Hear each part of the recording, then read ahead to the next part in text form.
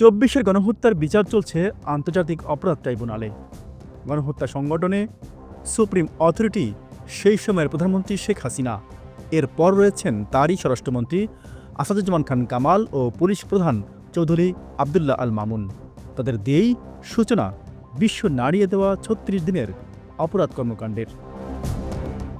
সূত্র বলছে, বিচার প্রক্রিয়াকে সম্পূর্ণ বিতর্কমুক্ত রাখা এবং আন্তর্জাতিকভাবে এর গ্রহণযোগ্যতা নিশ্চিত করতে সব ধরনের আলামত ও সাক্ষী সাবুত রয়েছে ট্রাইব্যুনালে। রয়েছে আইনি সুযোগ দেওয়া হয়েছে আসামি পক্ষকেও। তবে এবার বিচারাঙ্গনে হতে যাচ্ছে এক নতুন ইতিহাস। গণহত্যার দায় স্বীকার করে রাষ্ট্রপক্ষের সাক্ষী হচ্ছেন গণহত্যা সংগঠনের অন্যতম ক্রিয়ানক সেই সময়কার পুলিশ প্রধান চৌধুরী আবদুল্লাহ আল মামুন। বৃহস্পতিবার আন্তর্জাতিক অপরাধ ট্রাইব্যুনালে এই ইচ্ছা ব্যক্ত করেছেন তিনি। জুলাই গণঅভ্যুত্থানের সময় সংঘটিত মানবতাবিরোধী অপরাধের দায় স্বীকার করে তিনি বলেছেন, আমি জুলাই গণহত্যার সঙ্গে জড়িত। এই মামলায় আমি স্বপ্রণোদিত হয়ে রাজসাক্ষী হতে চাই।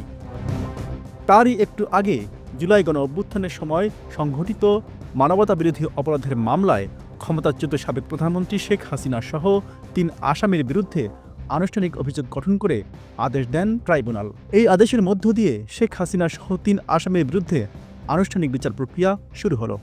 Z news, Dhaka.